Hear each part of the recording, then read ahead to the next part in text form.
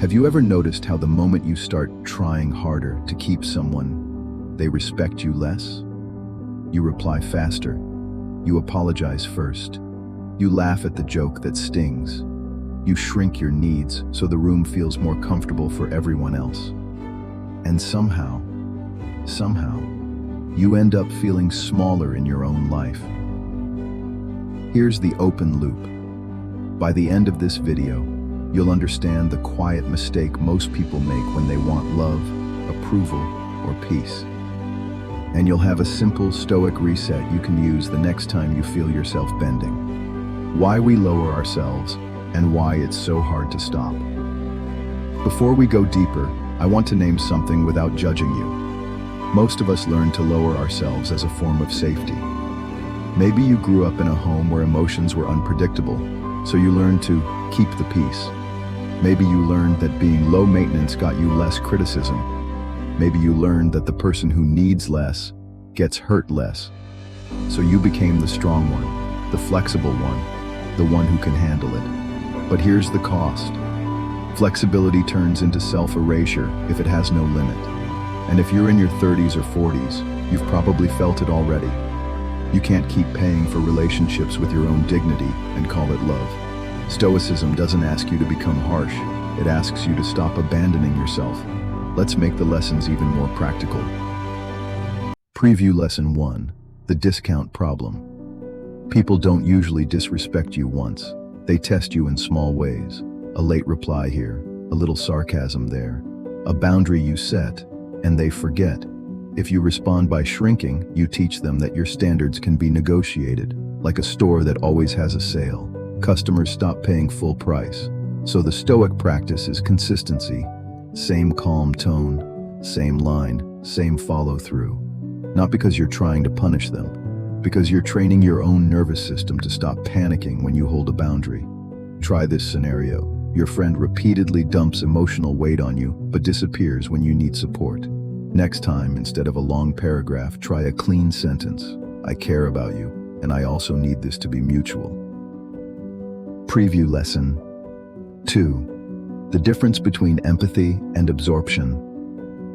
A lot of good people confuse empathy with absorption. Empathy says, I understand you're hurting.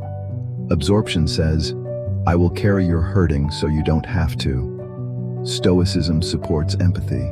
It rejects absorption. A practical way to feel the difference is your body. After a conversation, do you feel clearer or contaminated? Do you feel grounded or shaky? If you consistently feel shaky, you're not connecting, you're absorbing. One Stoic technique is negative visualization, not to be pessimistic, but to reduce panic. When chaos arrives, quickly imagine the worst reasonable outcome and accept it mentally. What if they are upset with me? What if they don't like my boundary? What if they leave? Then remind yourself, I can survive that. Preview Lesson 3. The addiction to being chosen. Let's be honest. Trying to convince the wrong people of your value can feel like a drug. Every small sign of approval feels like relief. A compliment, a text back, a good job from your boss. And then, nothing. So you chase it again. The Stoics would say, you're giving your happiness to something unstable. And anytime your happiness depends on unstable people, you will become unstable too. If this is you, try a simple shift. Stop asking, do they like me? Start asking, do I like who I become around them? Because that question exposes the cost. Example, you're around a friend who constantly one-ups you. You start bragging just to keep up. You leave feeling petty and exhausted. That's not friendship, it's a performance. Preview Lesson 4. The myth of closure. One reason walking away feels impossible is we think we need closure. We imagine a final conversation where the other person suddenly understands, apologizes, and changes. Sometimes that happens, often it doesn't. Stoicism teaches you can close a chapter without the other person's agreement. Closure is not something they give you, it's something you choose. A quiet exit can be as small as, stop replying to bait. Stop attending conversations that always become disrespectful. Stop arguing with someone committed to misunderstanding you. That is not weakness, that is strategic peace. Preview lesson 5. Reputation versus character. Modern life pressures you to manage reputation. How you look online, how you seem at work, how others interpret your choices. The Stoics cared about character. Character is who you are when no one is clapping. Here's a small daily practice that changes everything. Before bed, ask yourself 3 questions. Seneca used a version of this. 1. Where did I act with self-respect today? 2. Where did I lower myself and why? 3. What will I do differently tomorrow, even if it's uncomfortable? This is not self-criticism, it's self-leadership. If you do this for 30 days, you'll start noticing a quiet confidence showing up in your voice. Your no will become cleaner. Your yes will become more meaningful. And the people who used to benefit from your shrinking will start calling you different. They'll be right. If you've spent years being the one who adapts, this won't change overnight. You'll catch yourself over-explaining. You'll feel guilty for holding boundaries. You'll worry you're becoming selfish. You're not becoming selfish. You're becoming stable. And stability is what your future needs. If you've been the dependable one, the reasonable one, the one who smooths everything over, this is for you. Not because you're weak, but because you've been trained to confuse self-sacrifice with self-respect. Stoicism isn't about becoming cold, it's about becoming clear. The Stoics didn't teach people to win arguments, they taught people to stop losing themselves. Today we'll walk through 5 Stoic lessons to never lower yourself for anyone. At work, in relationships, with family, and even online. Each lesson comes with a real-life situation and a practical move you can make immediately. Lesson 1. Your standards aren't too much, they're the price of entry. There's a moment many adults know too well. You're sitting across from someone, maybe a partner, a friend, a boss, and you feel that familiar pressure to be easy. Easy to deal with, easy to ignore, easy to postpone. You say, it's fine, even when it isn't. You accept the last-minute cancellation. You accept the tone. You accept being spoken to like your time is optional. And then you tell yourself a story. If I don't make this a problem, they'll finally appreciate me. But the reality is colder and strangely liberating. When you lower your standards, you don't buy love. You sell access. The Stoics would call this a failure of judgment. Not because you're doing something immoral, but because you're confusing what is valuable with what is convenient. Marcus Aurelius wrote again and again about protecting the inner citadel, the part of you that decides what is worth your attention, your effort, your dignity.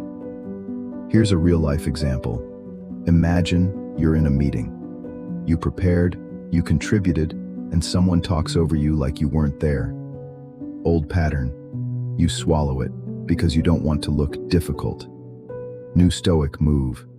You stay calm and you name reality. Let me finish that point. No sarcasm, no drama, just steadiness. That's the first lesson. Standards are not aggression, they're clarity, they're filters. They don't punish people, they reveal people. Practical move. Write down 3 non-negotiables for how you allow people to treat your time, your words, and your presence, not as threats, as boundaries. Then practice 1 calm sentence you can use when a line is crossed. I'm not comfortable with that. Let's keep this respectful. I'm going to step away if this continues. When your standards are steady, the right people relax, and the wrong people get loud. Both outcomes are useful. Lesson 2. Don't trade your peace for someone else's chaos. Some people don't enter your life like friends. They enter like weather. A storm that changes the temperature of every room. You know the type. Their stress becomes your emergency. Their bad mood becomes the household atmosphere. Their conflict becomes the thing you must manage, fix, soften, explain. If you've lived with that, you've probably learned a survival skill. You become a translator of chaos. You predict moods. You avoid triggers. You shapeshift so the day goes smoothly. The Stoics had a brutal clarity about this. You can't control the outside events, only your mind toward them. That's not a motivational quote. It's an operating system. Here's the trap. When you keep sacrificing your peace to calm someone else, you teach them that your peace is available for purchase, and the price is whatever mood they show up with. Real life example. You get a text at 11:43 p.m.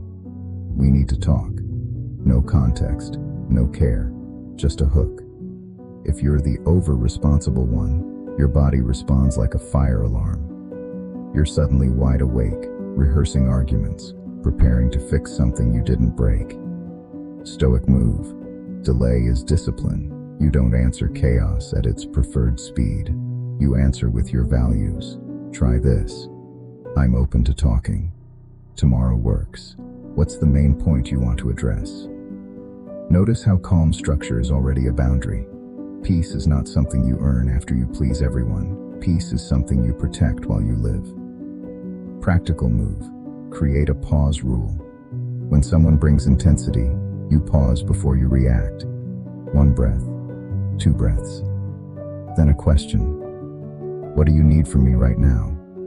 If the answer is, make me feel better, fix this, carry this, you can respond with compassion without surrendering your nervous system. I hear you.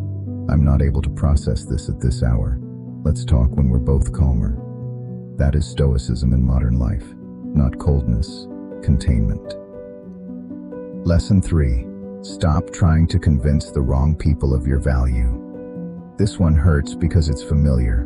Most people don't lower themselves for strangers. They lower themselves for someone they care about.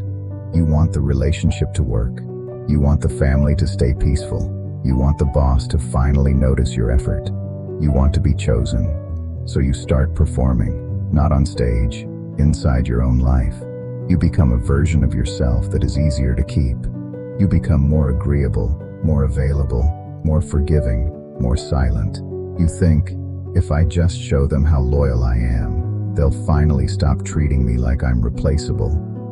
But loyalty doesn't create respect in people who don't have respect to give. Seneca warned about a different kind of poverty, the poverty of needing approval. Because when you need someone else to validate your worth, you put your dignity on a leash. And whoever holds the leash controls your mood. Real life example. You're dating someone who gives you affection in unpredictable doses. 1 week they're warm, next week they disappear, and you start living in maybe. Maybe they're busy. Maybe you asked for too much. Maybe if you're more patient, they'll come back. Stoic move. Stop bargaining with uncertainty. Clarity is kinder than hope that keeps hurting you. Ask one clean question. Is this relationship something you actively want to build, with consistency? If the answer is vague, defensive, or delayed for weeks, you have your answer. You don't need more evidence. You need self-respect. Practical move. Replace.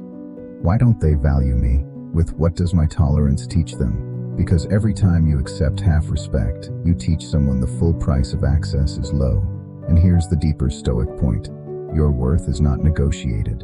Your worth is practiced through the choices you repeat. Lesson 4. Walking away is not a loss, it's alignment. Many people stay too long because they confuse endurance with character. They tell themselves, strong people don't quit. They confuse suffering with loyalty. They call it love, commitment, maturity. But the Stoics respected courage, and courage includes leaving. There is a kind of walking away that is not dramatic. It is quiet. It is the moment your heart stops arguing with reality. Real life example. You're at a family gathering. Someone makes the same joke at your expense. Again. Everyone laughs. You force a smile. Inside, something collapses a little. You drive home angry, not at them, but at yourself, because you didn't protect your dignity. Stoic move. You don't need a speech. You need a boundary. Next time. That doesn't work for me. Then change the subject, or leave the room. Walking away doesn't mean you hate them. It means you love yourself enough to stop volunteering for disrespect. Marcus Aurelius said, in essence, that a person can be harmed only by their own judgment of what harms them. That doesn't mean insults are fine. It means you decide what enters your inner life. You decide what gets to rearrange your nervous system. Practical move. Practice the quiet exit. No announcement. No final message designed to win. Just a simple shift. I'm going to head out. I'm going to take a break from this conversation. I'm not available for this dynamic.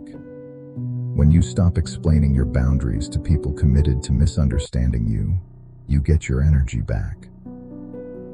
Lesson 5. Become the person you're proud to live with. This is the final escalation, because the goal isn't only to stop lowering yourself. The goal is to become someone who doesn't even recognize that old posture anymore.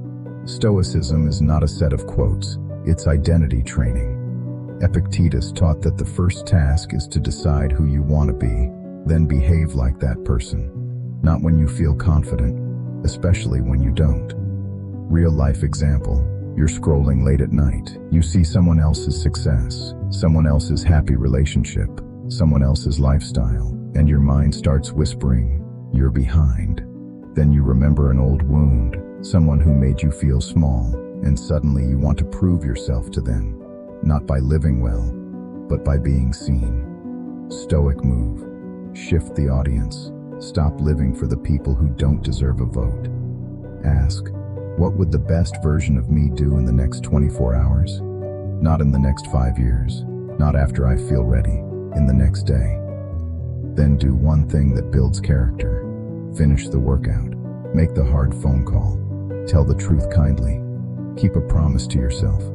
Go to bed instead of chasing validation. Because pride, real pride, is not loud. It's private. It's the feeling you get when your actions match your values. Practical move. Create a daily proof habit. Every day, do one small action that proves you don't abandon yourself. Write it down. Keep a streak. Not for perfection, for identity. When you live this way, your self-respect becomes visible. And here's the strange part. You'll start attracting people who can meet you at that level. Not because you became better, because you became clearer. Micro story, the nice trap at work. Let me paint a scene you might recognize. You're the person who keeps deadlines from exploding. You cover gaps. You answer the last-minute slack. You're praised for being reliable, but the promotion goes to the person who speaks the loudest in meetings. So you decide to be even more helpful, because surely they'll notice. And then one day, your manager casually says, "Can you handle this too?" Not as a request, like it's already yours. That's the moment Stoicism matters. A Stoic response is not anger, it's accuracy. I can take this on, but we'll need to move X off my plate. What should be the priority? That sentence is self-respect in business language. It doesn't attack. It refuses to shrink. Micro story. The relationship where you keep proving. Or maybe it's romantic. You keep giving chances. You keep understanding. You keep being the bigger person. You tell yourself, love means staying. But deep down you know you're not staying out of love. You're staying out of fear. Fear that you won't find better. Fear that starting over is too late. Fear that maybe you really are too much. Stoicism doesn't mock that fear. It simply asks, is your fear a good leader? Because fear will always tell you to accept less now to avoid pain later.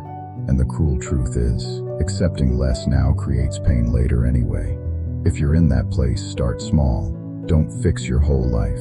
Just stop doing the one thing that makes you feel cheapest. Stop sending the extra apology when you did nothing wrong. Stop offering your availability as a bribe. Stop chasing a conversation with someone who disappears when accountability shows up. The pattern. You're breaking. Notice the pattern across all 5 lessons. You are not fighting people. You are fighting the version of you that thinks you must earn basic respect. And when you break that pattern, life gets quieter. Not easier. Quieter. Less mental noise, less second guessing. Less replays in your head at 2 a.m. That quiet is the sound of your self-respect returning. Let's pull it together. 1. Your standards aren't too much. They're the price of entry. 2. Don't trade your peace for someone else's chaos. 3. Stop trying to convince the wrong people of your value. 4. Walking away is not a loss, it's alignment. 5. Become the person you're proud to live with, and the mistake I promised I'd name. Most people think lowering themselves will earn love, but it only earns familiarity with disrespect. The Stoic way is simple. You don't beg, you don't perform, you don't shrink. You rise, quietly, steadily, until your life matches your dignity. A 20-second Stoic reset. Use this in the moment. Next time you feel yourself shrinking, right in the moment, try this quick reset. 1. Name what's happening. I'm about to abandon myself. 2. Separate control. I can't control how they react. I can control how I speak and what I allow. 3. Choose one steady action, one sentence, one boundary, one pause, one exit. That's it. You don't need the perfect speech. You need one honest move that keeps your dignity intact. Because every time you protect your self-respect in a small moment, you build a person you can trust. If this hits something real for you, tap like. It tells the algorithm this kind of message matters. Subscribe for more Stoic lessons you can actually use in modern life. And I'd love to hear from you. Where do you notice yourself lowering your standards most? Work, relationships, family, or online? Drop one word in the comments. I read them, and it helps shape the next video. And if you want a simple challenge, for the next 7 days, catch yourself once a day before you people please. Replace the reflex with one calm boundary or one honest sentence. Just once a day, 7 small moments. That's how you rebuild a life without self-betrayal. If this message feels heavy, that's normal. It means you're recognizing patterns you used to call normal. Take it slowly. Pick one relationship, one situation, one boundary, and remember, the goal isn't to become untouchable. The goal is to become unshakable, because you stopped negotiating with your own dignity. You deserve to live with your head up, your voice steady, and your peace intact. Not because you're perfect, because you're human. And humans don't thrive when they keep cutting themselves smaller to fit someone else's comfort.